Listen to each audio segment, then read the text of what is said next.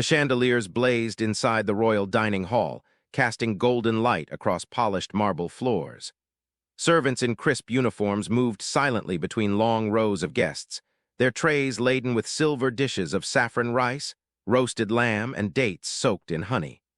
The evening was meant to be a celebration, a gathering of one of Dubai's most powerful families, where appearances mattered as much as the food itself. But beneath the surface of fine silk robes and glittering jewels, tension simmered like a storm waiting to break. At the head of the table sat two brothers, Sheikh Omar Al-Nahyan, dignified and reserved, and beside him his younger brother, Sheikh Omar. Where Khalid embodied tradition and stability, Omar radiated charisma, loud laughter, bold gestures, a charm that drew attention and admiration. Yet tonight, even his easy smile seemed strained, as if hiding a secret too heavy to contain. Across the table, Khalid's wife, Laila, sat with graceful poise. Draped in an emerald gown embroidered with gold thread, she looked every inch the royal consort, elegant, untouchable. But her eyes betrayed her, darting too often toward Omar, lingering a moment too long before retreating. A glance here, a half-smile there, gestures small enough to escape most notice, but not her husband's. The clinking of cutlery masked the first sparks of suspicion. Khalid's gaze hardened as he watched his wife and brother, connecting dots he had ignored for too long. Rumors had swirled in private circles for months, whispers of secret meetings and coded messages. Tonight, with his entire family gathered, the truth pressed against the edges of the table, threatening to explode.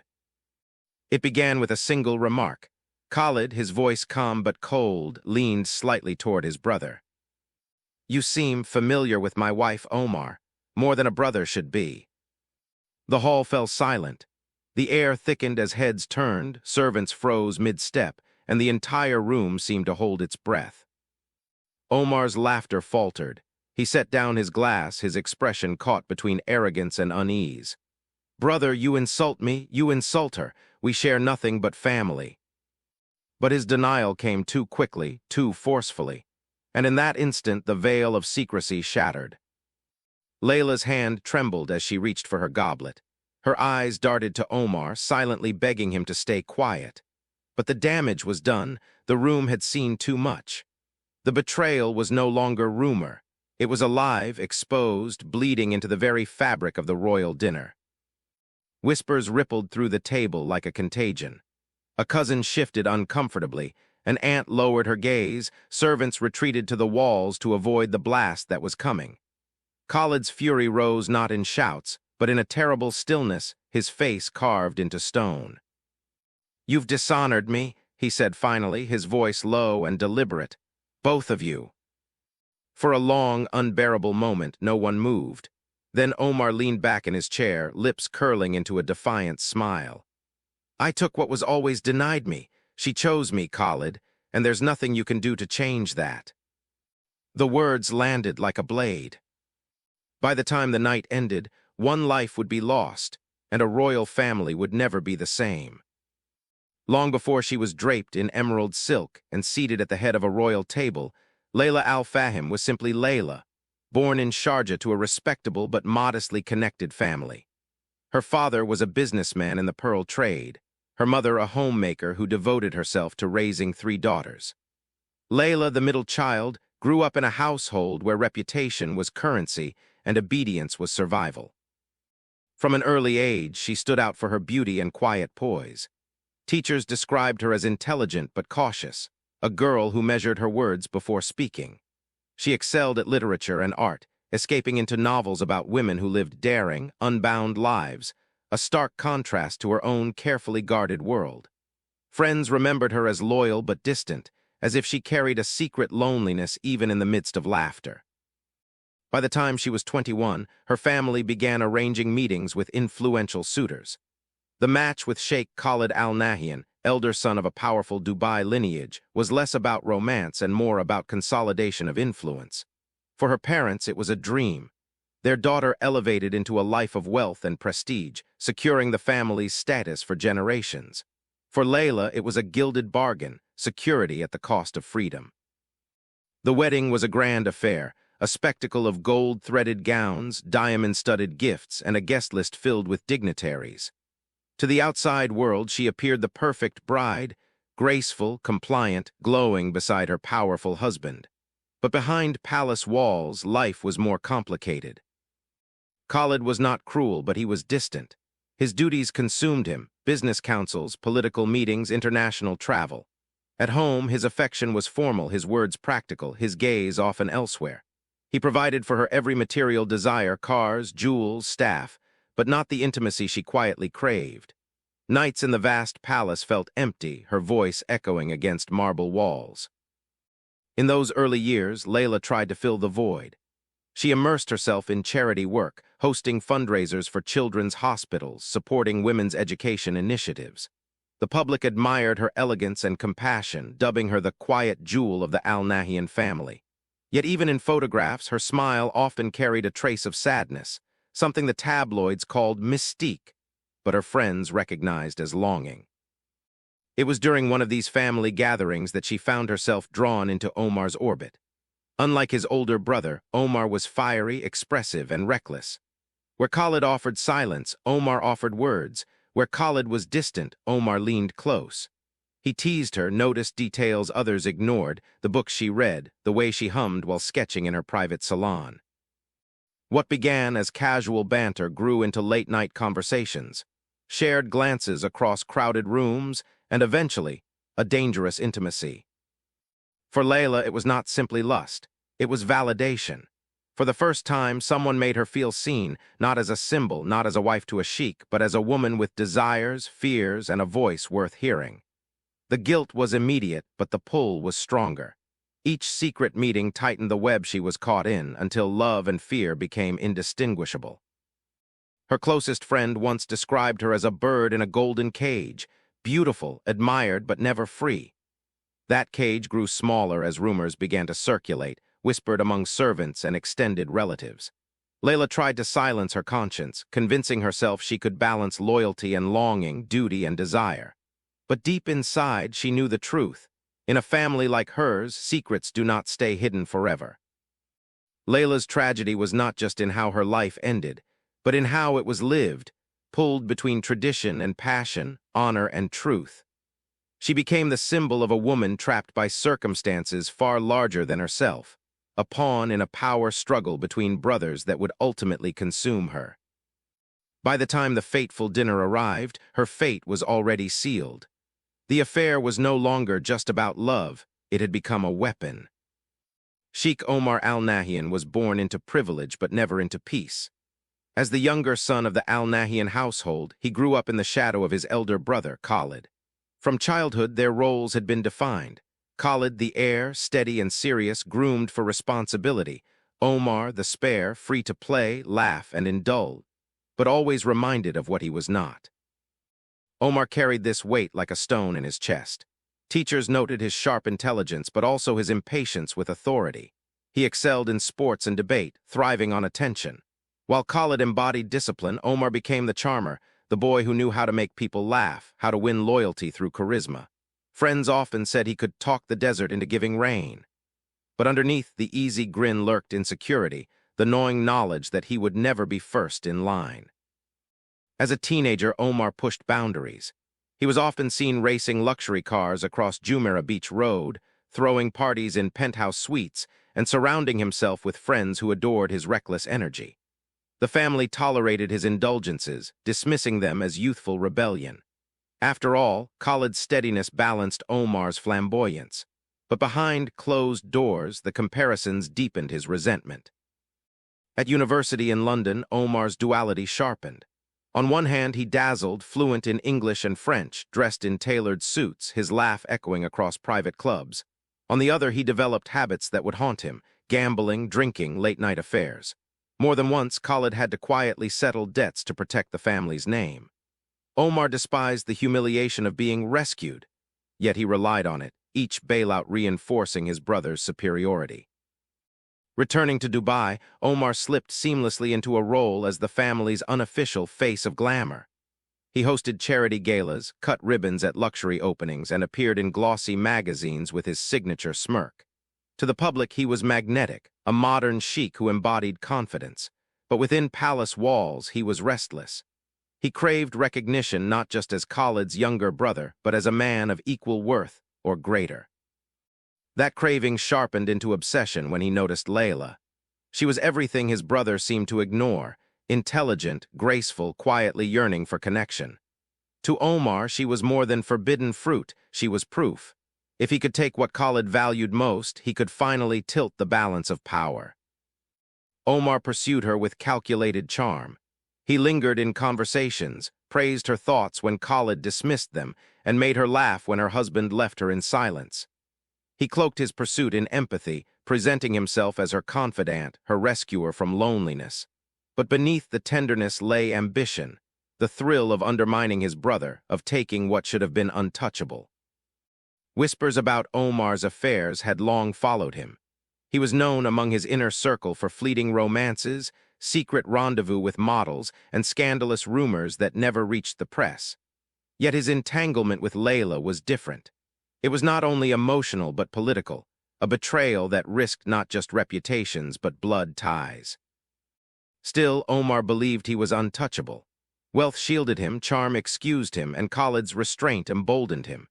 He mistook silence for weakness, underestimating how deeply his betrayal cut. Friends recalled his arrogance in those final weeks before the family dinner, his laughter too loud, his confidence too sharp, as if he had already won a war no one else knew was being fought. In truth, Omar was a man torn between insecurity and entitlement, a powder keg of envy waiting for a spark. The affair with Laila was not just about desire, it was about conquest, a twisted victory over the brother who had overshadowed him since birth.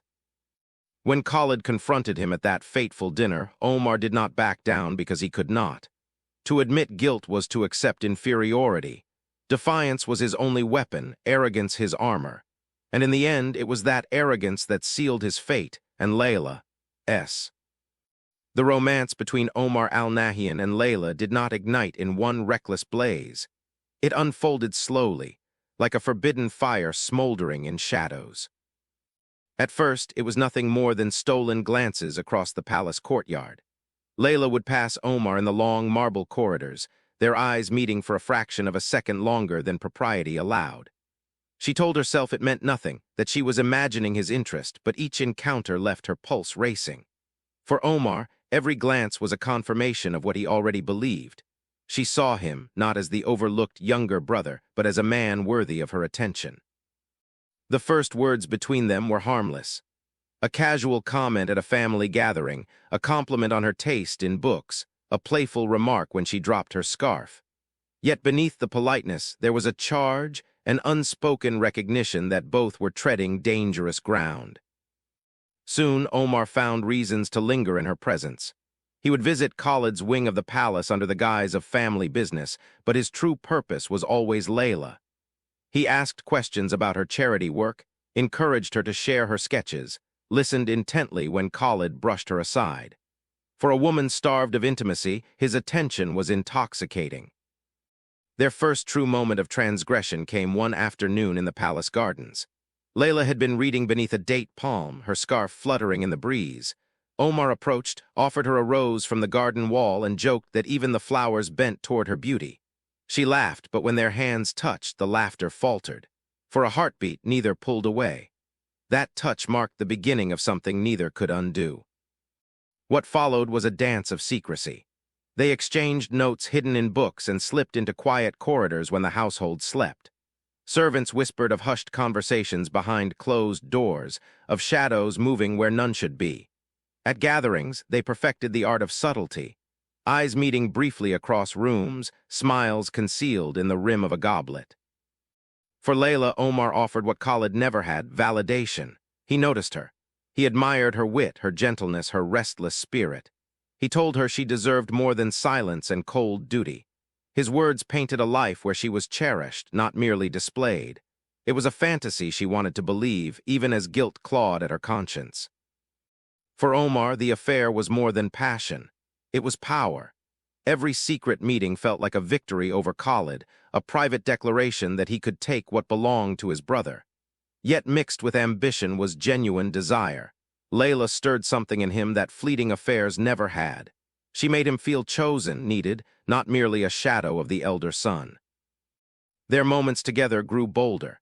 Late-night drives along the empty coastal highways, cloaked in anonymity, whispered conversations on the balcony overlooking the city lights. Once, during a family trip to Abu Dhabi, they slipped away to the beach under the cover of night, their laughter carried by the waves.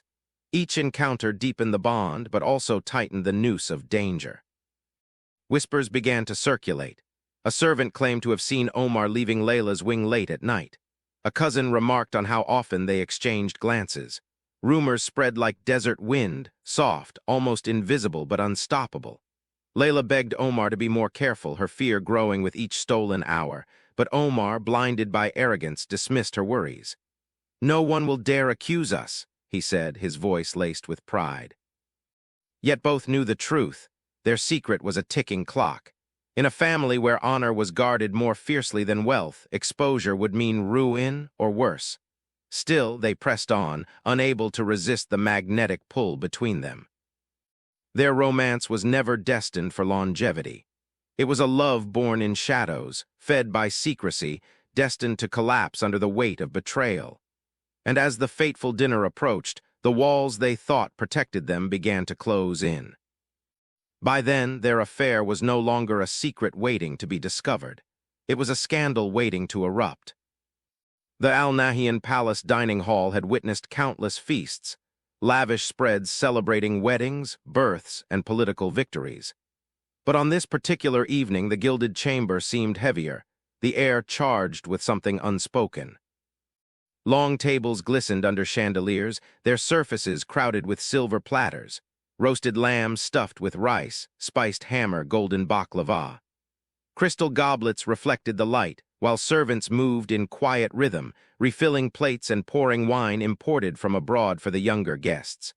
On the surface, it was a portrait of luxury and harmony. But beneath the laughter and clinking cutlery, unease simmered. At the head of the table sat Sheikh Khalid, composed as always, his presence commanding but silent. Beside him, his wife Laila played her role flawlessly, smiling politely, making small talk with distant cousins, her emerald gown catching the light like a jewel. Across from them lounged Omar, Khalid's younger brother, his voice booming above the chatter, his laughter a little too loud. He raised his glass often, toasting trivialities, drawing attention as though the evening were his stage. Several relatives exchanged glances. Omar's confidence seemed unusually brazen, even for him. And though Layla never once turned her face directly toward him, her composure faltered now and then, a faint blush when he spoke, the subtle tremor in her hand as she reached for water, the way her smile faded too quickly. To most, these were imperceptible details, but to Khalid they were glaring. The dinner began with pleasantries.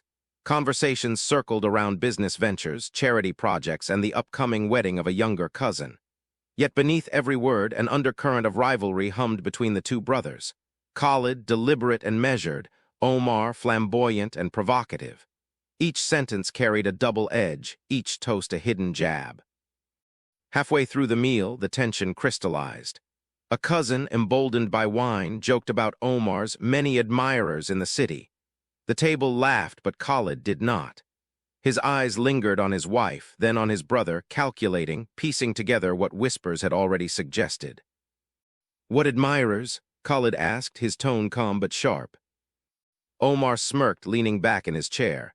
"You know me, brother, people enjoy my company, perhaps too much." The exchange was brief, almost playful, but the room shifted. Conversations faltered, glances darted between the brothers, and Layla's fingers tightened around her goblet until her knuckles turned pale. Servants continued their work, but their movements grew slower, as though they too sensed the storm brewing. One spilled water onto a silver tray, his hands trembling. Another cast a nervous glance toward the head of the table before retreating into the shadows. Khalid's silence deepened. His fork rested untouched on his plate, his eyes fixed on Omar with unnerving intensity. For years, he had tolerated his brother's arrogance, forgiven his debts, overlooked his scandals. But this was different. The signs were undeniable, and his pride could no longer look away. Layla tried to steady the mood. She asked her sister-in-law about her children, complimented the dishes, forced her voice into brightness. But her words were too rehearsed, too desperate. The mask of composure was slipping. Then came the moment. Khalid leaned slightly forward, his voice steady but cold enough to slice through the hall's hum. "You seem unusually attentive to my wife, Omar, more than a brother should be." The hall froze. Laughter died instantly, replaced by suffocating silence. Goblets hovered midair, forks paused halfway to lips. Even the chandeliers seemed to dim under the weight of the accusation. Layla's breath caught. Her eyes darted to Omar, pleading silently, but his face betrayed neither shame nor caution. Instead, he smiled, a slow, defiant curve of lips that only deepened Khalid's rage. "Brother," Omar said smoothly, his voice carrying through the hall, "you wound me. You wound her. We share only loyalty. Perhaps you mistake affection for betrayal." But the denial was too polished, too rehearsed. Those gathered around the table exchanged uneasy glances. They had seen the lingering touches, the subtle smiles, the tension woven between the three of them.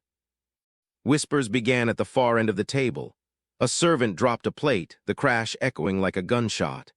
Khalid's hand clenched around his goblet, the glass threatening to shatter. "You dishonor me," Khalid said finally, his voice low, deliberate, and lethal.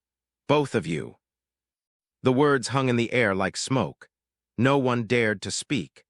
Relatives lowered their eyes, servants pressed themselves against the walls, and the entire room seemed suspended on the edge of something irreversible.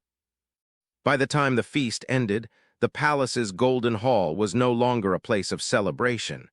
It had become a battlefield, its silence more dangerous than any shout. And somewhere deep inside the family's marble walls, betrayal had already lit the fuse. The dining hall had emptied, but the echoes of tension clung to its gilded walls. Servants retreated into the shadows, relatives murmured uneasy farewells, and the chandeliers flickered as if dimmed by the weight of what had just transpired. But the true confrontation was yet to come. Khalid rose first, his movements deliberate, his face carved from stone. He motioned to his wife. "Laila," he said, his voice controlled but cold, "come with me." Omar followed uninvited, his footsteps echoing boldly across the marble corridor. The three of them moved in silence, the palace corridors vast and suffocating. Portraits of ancestors stared down from gilded frames, witnesses to a legacy now tarnished. Khalid stopped at a private chamber, a room reserved for family councils. The heavy wooden doors shut with a thud that seemed to seal their fate. Inside, the silence stretched. Layla stood near the window, her hands trembling as she clutched her dupatta. Omar leaned casually against the wall, arms crossed, his defiant smirk refusing to fade.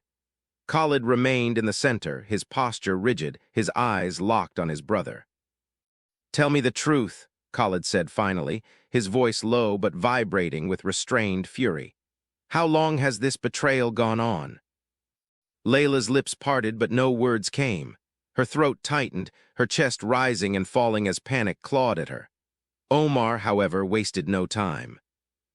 "Does it matter?" he said smoothly. "Would you believe me if I said it was brief, or deny it if I said it was years? The truth is in your eyes already, brother. You've known. You've just been too proud to face it." The audacity struck like a slap. Khalid's fists clenched, but his voice remained controlled. "You seduced her, my wife, my honor, my blood." Layla flinched, her eyes brimming with tears. "Khalid, please," she began, but her words were cut off by his glare. "Do not speak," he snapped, his anger turned back to Omar. "You always envied me, my place, my respect, and now you try to take what is mine." Omar pushed off the wall, stepping closer, his tone sharp with long-buried resentment. "What is yours? Everything has always been yours. The inheritance, the title, the respect. Do you know what it's like to live in your shadow, treated like the unwanted second son? For once, I took something you valued. For once, she chose me." Layla covered her face, tears spilling down her cheeks. The room seemed to shrink around them, the air thick with grief and fury. "She did not choose you," Khalid spat, his voice breaking with rage. "You poisoned her, you exploited her loneliness." Omar laughed bitterly. Loneliness you gave her. You lock her in this palace, shower her with jewels, but never with love. You treat her like property. Don't blame me for giving her what you could not. The words cut deeper than any blade. For the first time, Khalid faltered, his gaze flickering toward his wife. Laila lowered her hands, meeting his eyes with raw honesty. I wanted to feel alive, she whispered, her voice trembling. I wanted to be seen. You never looked at me, Khalid. You gave me everything but yourself. Her confession shattered the last illusion. Khalid staggered back as though struck, his pride crumbling under the weight of betrayal, not just from his brother, but from the woman he thought was bound to him by honor and loyalty. You, both of you, he muttered, his chest heaving. You've shamed me, shamed our family. Omar stepped closer, emboldened, his tone now mocking. Shame is what you feel because you've lost. Accept it, brother. For once, you're not the man in control. The tension snapped. Khalid lunged, his hand seizing Omar by the collar. The younger sheik didn't resist. Instead, he smiled through the fury as though victory lay not in love, but in Khalid's unraveling. Laila screamed, rushing forward, her pleas echoing through the chamber. Stop! Both of you stop! But neither man heard her. Years of resentment, envy, and silence erupted in that instant, brother against brother, love against honor. The chamber shook with the weight of their struggle, the clash of power that had been building for decades. And in that moment, the path toward murder was no longer avoidable. The chamber pulsed with raw energy, as though the walls themselves recoiled from the storm unfolding inside. Khalid's grip tightened on Omar's collar, their foreheads nearly colliding, their breaths sharp and ragged. Layla's cries filled the air, her hands clutching at Khalid's arm, begging for calm. But Khalid's fury was no longer containable. You disgrace me, he roared, shoving Omar backward. The younger sheik stumbled but quickly regained his footing, his smirk infuriatingly intact. Finally, Omar spat, his chest rising and falling with adrenaline. You admit what you've always felt, fear. You fear me, brother. You fear losing what you've taken for granted all your life. Khalid's face twisted, his pride collapsing into blind rage. He lunged again, fists striking flesh. Omar staggered under the blow, but instead of retreating, he laughed, a cruel, reckless sound that only fueled the fire. Hit me again, Omar taunted, blood trickling from the corner of his mouth. Prove to everyone that the great Sheikh Khalid is nothing but a coward hiding behind titles. The insult pierced deeper than the blow. With a guttural cry, Khalid slammed Omar against the table, its carved wood groaning under the force. Papers scattered, a vase shattered to the floor. Laila screamed again, her voice raw, but her pleas were drowned in the chaos. Khalid's hands closed around his brother's throat. The rage that had simmered for years now funneled into this single act, his fingers digging into Omar's skin as though strangling not just a man, but a lifetime of resentment. Omar gasped, his defiance flickering as air deserted him. Yet even as his eyes bulged, his lips curved into that same infuriating smile, as if to say, I've won, even in death. Stop, Khalid, please, Laila sobbed, clawing at his arms, but he was lost to reason. His world had shrunk to the rhythm of Omar's fading breath, the sound of his own rage roaring in his ears. The struggle was brief but brutal. Omar thrashed, his hands clawing at Khalid's grip, his legs kicking against the floor. A chair toppled, a glass shattered, the scent of spilt wine filling the air. Laila collapsed to her knees beside them, powerless, her tears streaking her face as she begged for mercy. Then silence. Omar's body slackened, his limbs falling heavy against the floor. Khalid's chest heaved, sweat dripping from his brow as he stared down at what he had done. His brother, his rival, his betrayer, his blood, lay motionless, his smirk finally erased. For a moment the chamber felt weightless, time suspended. Khalid's hands trembled as he pulled them back, staring at his palms as though they no longer belonged to him. The enormity of his act sank in like ice. He had crossed the line between man and monster, between victim of betrayal and perpetrator of murder. Layla's wails shattered the silence. She clutched Omar's lifeless body, her emerald gown darkened with spilled wine and dust. Her cries were not only for him, but for herself, for the secret love that had turned into tragedy, for the life that had unraveled in a single night. "Khalid, what have you done?" she whispered through sobs, her voice broken. But Khalid could not answer. He staggered backward, his breath uneven, his eyes vacant. Rage had blinded him, and now only horror remained. Outside the chamber, footsteps echoed, servants, guards, perhaps relatives who had lingered too long. Khalid's head snapped toward the door, panic cutting through the fog of his fury. Scandal. Exposure. The whispers would now become daggers aimed at the family's heart. In those moments, decisions were made not by conscience, but by survival. "Not a word," Khalid said hoarsely, his voice shaking but firm. His eyes bore into Laila, his tone less a plea and more a command. "This never leaves this room, do you understand? For your sake, for mine." But Laila only wept harder, cradling Omar's lifeless body, her sobs echoing against the stone walls. The palace that had stood as a monument to power and legacy now bore witness to a crime that would fracture it forever. A golden family dinner had ended in blood, betrayal, and silence. And the world outside those gilded walls would soon learn that even in the most powerful households, no secret stays buried forever. The palace was silent, but silence did not mean peace. It meant fear. Word of the altercation traveled quickly through the servants' quarters. Guards had heard the shouts, the crash of furniture, the piercing wail of Laila's cries. Yet when the heavy doors of the chamber opened, it was Sheikh Khalid who emerged first. His face was pale, his expression unreadable. He said nothing to the men standing outside, only a cold command. "No one enters, no one speaks." The guards bowed, but their eyes flickered with unease. Behind those doors lay Omar's lifeless body, cradled by Laila, her sobs muffled by the thick walls. The order was clear, but whispers are not so easily contained. By dawn, rumors ran like cracks through the palace marble. Some said Omar had collapsed from a sudden illness. Others whispered of a violent quarrel. Servants, sworn to silence, exchanged furtive glances. A palace of gold could hide many things, but blood had a way of staining even the brightest walls. Khalid moved quickly. The body was removed under the cover of night, transported discreetly to the family's private clinic. The official statement released hours later claimed Omar had suffered a cardiac arrest. The announcement was delivered with solemnity, urging respect for privacy. But Dubai's elite circles, adept at decoding half-truths, were not convinced. Whispers swirled. Some recalled Omar's laughter during the dinner, too loud, too sharp, as if daring fate. Others had noticed Laila's trembling hands, the way her eyes avoided her husband's gaze. In private salons and hushed phone calls, the story took shape. Betrayal, confrontation, and a death too convenient to be natural. The authorities, bound by both duty and deference, tread cautiously. An initial report was filed, cause of death inconclusive, pending further tests. Behind the scenes, investigators struggled with conflicting accounts. One servant claimed he had seen bruises around Omar's neck as the body was carried out.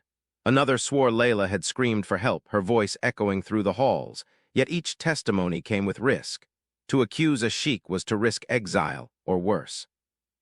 International media caught wind within days. A London tabloid ran the headline, "Dubai royal dies suddenly after family dinner." Western journalists speculated about palace intrigue, pointing to Omar's reputation as a playboy, Khalid's role as heir, and the enigmatic silence of Laila. Dubai's press, tightly controlled, published only sanitized tributes, photos of Omar smiling, captions about his untimely passing. Inside the palace, Laila's world collapsed. She was confined to her chambers, watched closely by attendants loyal to Khalid. Her grief was unbearable, but so too was her fear. She knew the truth, knew what had unfolded in that chamber, yet speaking it aloud meant destruction, not only for herself but for her family. She was trapped, her silence bought not with loyalty but with survival. The investigation might have ended there, buried beneath wealth and influence, had it not been for a single defiant voice. A junior guard, shaken by what he had witnessed, confided in an uncle outside the palace walls. The uncle spoke to a journalist, and within weeks, whispers became headlines. "Strangulation marks found on Sheikh's body," one report claimed. "Family feud turned deadly," said another. The authorities could no longer ignore the firestorm. A formal inquiry was ordered, though its scope remained limited. Forensic experts examined Omar's body under strict supervision. Their findings were damning: petechial hemorrhages in the eyes, bruising on the neck, evidence consistent with strangulation, not heart failure. Khalid's legal team scrambled, framing the death as a tragic family altercation gone too far. They painted Omar as reckless, aggressive, the instigator of the confrontation. Khalid, they argued, had acted in self-defense. Behind closed doors, negotiations began, pleas for leniency, assurances that scandal must not tarnish the ruling family. But truth has a way of seeping through cracks, even in the strongest walls. The public, though cautious, murmured of injustice. How could a man so young and strong simply fall to a weak heart? How could bruises be explained away? The story became a test not just of guilt, but of power. Was justice possible when the accused sat on a throne? For Laila, the investigation was both a lifeline and a torment. She longed to speak the truth, to honor the man she had loved despite the danger, but fear sealed her lips.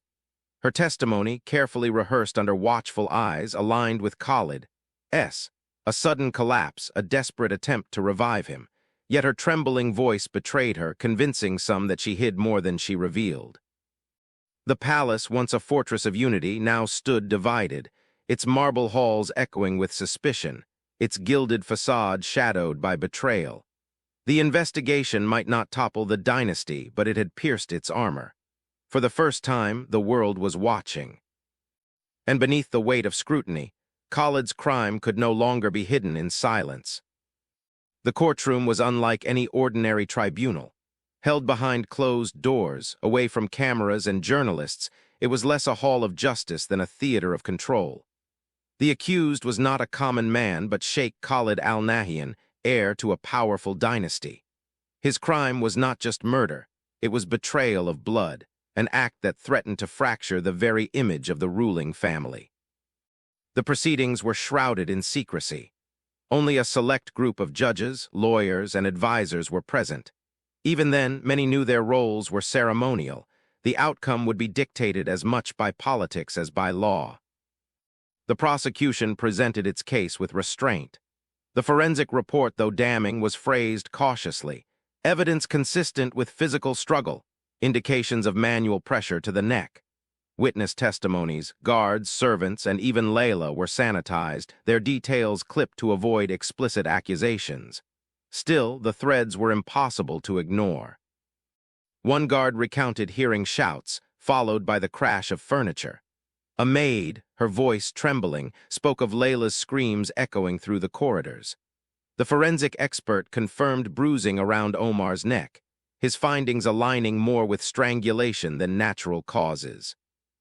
The defense, funded and coached by the family's vast influence, reframed the story. Omar, they argued, had been volatile, known for gambling, affairs, and reckless outbursts.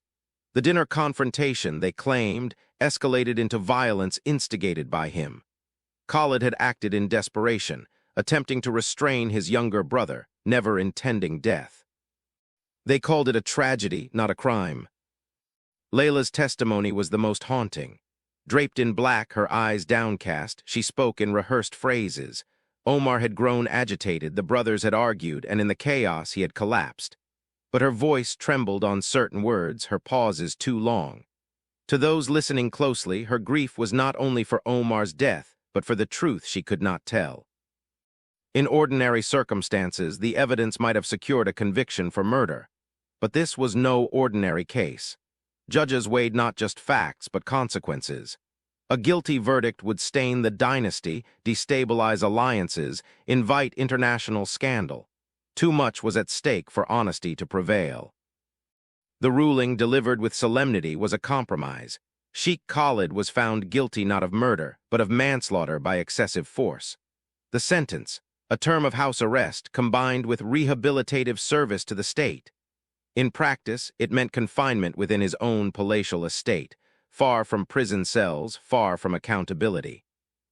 The verdict was met with silence. Inside the palace, some saw relief. The family had survived scandal, the air remained intact. Outside, whispers spread of injustice. If he were not a sheik, people murmured in private, would the punishment be the same? Internationally, the story was reported cautiously. Western outlets raised questions of corruption and privilege, but local press muted their coverage, framing the outcome as restorative justice within the family. The official narrative was that of reconciliation, a tragic quarrel between brothers, resolved through accountability and restraint. But no amount of careful wording could erase the truth from memory. Those who had served in the palace knew what had really happened. The investigators knew the signs of strangulation. And Laila carried the truth like a stone in her chest, forced into silence by duty, fear, and survival. The trial was meant to close the wound, but instead it left a scar, a reminder that in gilded halls, justice bends to the weight of power. Omar was gone, his voice silenced. Khalid remained, untouchable yet haunted.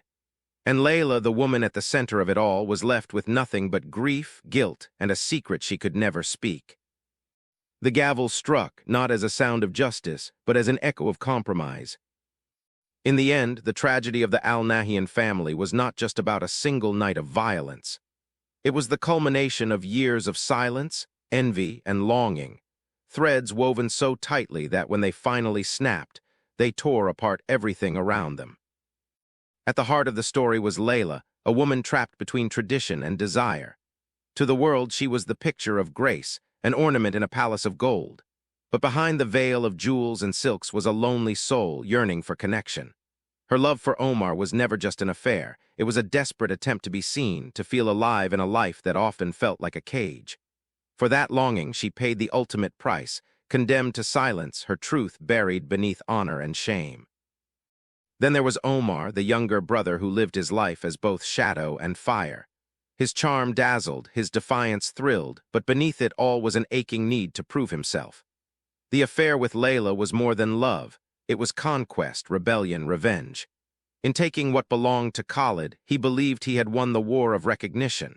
But arrogance blinded him to the danger of his game, and it cost him his life. And finally, Khalid, the man who seemed unshakable, brought down not by politics or enemies, but by betrayal within his own walls. His crime was born not just of rage, but of pride. The pride of a man who had built his life on control, only to find that even in his palace, secrets flourished beyond his gaze. His act of violence stripped away the dignity he prized, leaving him both heir and killer, respected yet haunted. The trial may have spared him prison, but it could not erase the stain. Justice bent beneath the weight of power, delivering compromise instead of truth. To the outside world, it was just another scandal whispered about in gilded circles, dissected in tabloids and dinner parties. But to those within the palace, it was a wound that would never heal. In every true crime, there is the story of what happened, and then there is the story of why. Here, the why was as tragic as the crime itself. A brother consumed by envy, a wife suffocated by loneliness, a husband blinded by pride. Together, they created a triangle that could only collapse in blood. The echoes of that night still linger. In the marble halls where Omar's laughter once rang, there is only silence. Laila remains a ghost of her former self, her eyes carrying secrets she can never tell. And Khalid, though still cloaked in authority, carries the burden of knowing that the dynasty he sought to protect is forever marked by his hands. This story is a reminder of how fragile the line is between love and betrayal, between honor and pride, between control and collapse. Even in the world's most powerful families, behind the gilded gates, beneath the shimmering chandeliers, the same human flaws reside: jealousy, desire, anger, silence. And when those flaws are left unchecked, they do not simply tarnish reputations, they destroy lives. In the end, a golden dinner table became a crime scene. A secret became a weapon, and a family once unbreakable was left fractured beyond repair. Because no matter how high the walls, how guarded the secrets, or how powerful the names, truth always finds a way to surface. And when it does, it leaves behind scars that no palace can hide.